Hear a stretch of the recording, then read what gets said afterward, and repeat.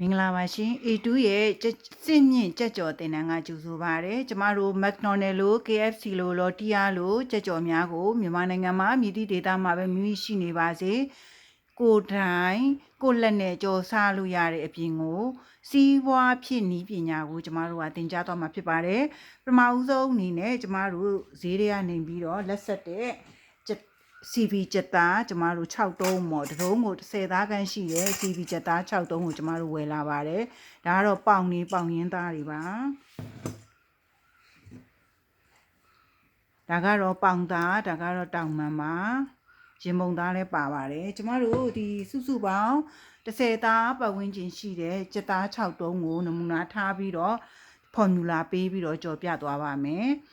ဒီ6တုံးအတွက်10သား6တုံးဆိုတော့အကျန်းဖြင့်အပြင်60သားလို့မှတ်လိုက်နော်တကယ်လို့10သားရဲ့အောက်ကပို့ပြီးတော့တင့်တော်ပါတယ်10သားတဲ့အထက်အတုံးကြီးတွေဆိုလို့ရှိရင်အရန်ကြီးသွားပါလိမ့်မယ်နော်အဲအကြောင်းမလို့10သား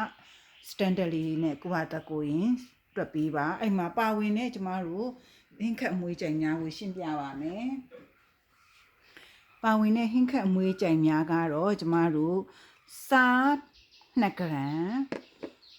ကြား3 ဂရမ်ဒါကကျမတို့ကြက်သားမှုတ်4 ဂရမ်ဒါကဂျင်းမှုတ်3 ဂရမ်ကြက်သွန်ဖြူမှုတ်6 ဂရမ်ကြက်သွန်အနီမှုတ်6 ဂရမ်ဒီမှာမိမိတို့ကဂရမ်ချိန်နဲ့ဇွန်းလေးတွေမရှိဘူးမိမိတို့အိမ်မှာရှိတယ်ထမင်းစားစွန်းလက်ဖက်စားစွန်းလေးနဲ့ပဲသိကျင်နေဆိုရင်ကျမဖော်မြူလာမှာဒါလေးနဲ့ရေးပြသွားပါမယ်အဲ့ဒါဆိုရင်ရှင်းသွားပါလိမ့်မယ်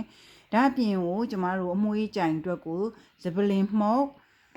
2 ဂရမ်နဲ့စနွင်း0.5 ဂရမ်ကိုလည်းထည့်သွင်းပြီးတော့ပြသထားပါတယ်ကျမကတော့ဒီဇပလင်နဲ့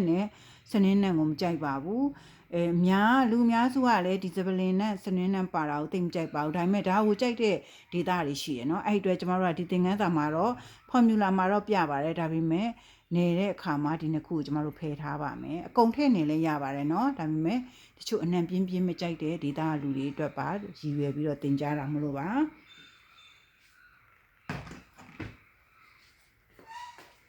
အခုကျမတို့ကကြက်သားတွေကိုနေမဲဦးတွေကိုထည့်ပါတယ်ကြက်သားတွေကိုနေမဲဦးတွေကိုထည့်ပါတယ်အဲ့ဒီမှာအခြားသင်တန်းတွေကမသင်နဲ့နီးပညာတစ်ခုလည်းသင်ကြားသွားပါမယ်နော်ဘာလို့လဲဆိုတော့ကျမတို့ဒီလိုခရင်လေးကိုသုံးပေးပါပြီးရင်အသားကိုနစ်ဝင်အောင်အနှံ့စိုက်ပေးပါနော်သားကိုနစ်ဝင်အောင်နှံ့စိုက်ပေးပါနော်အဲ့ဒါရမ်းရေးကြည့်ပါတယ်ပေါင်တုံးနေကျမတို့ရင်ပုံတုံးနေသူ့ကိုနစ်ဝင်သွားအောင်စိုက်ပေးပါနော်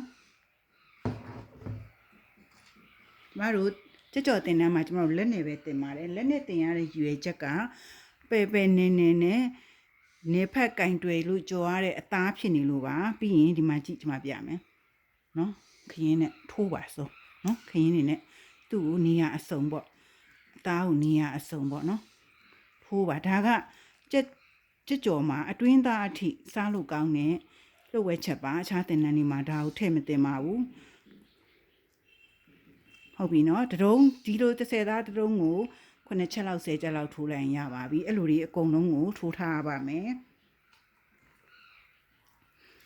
မတို့ပေါင်ဒီမှာလဲထိုးပါတယ်နော်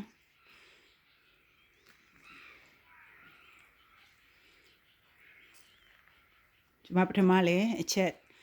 9ချက်လောက်ထိုးထားပြီးပါပြီဒါအားလုံးကိုထပ်ပြတာပါဒီခရင်နဲ့ကျသားတုံး30သားတုံးကိုကျမတို့10ချက်လောက်ထိုးလိုက်လို့ရှိရင်စားပြအမတန်တင့်ပါတယ်အမတန်အတွင်းထဲအထိရတာရှိပါတယ်နော်ဆိုလို့ရှိရင်အမှုန့်များကိုထည့်ပြီးတော့ကျမတို့ ਨੇ ဖတ်ပါတော့မယ်နော်အဲ့ဒါကြားထည့်ပါပြီစားထည့်ပါပြီ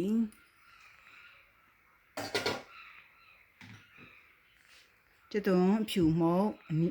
အနီမှုတ်ထည့်ပါပြီကျသွန်ဖြူမှုတ်ထည့်ပါပြီ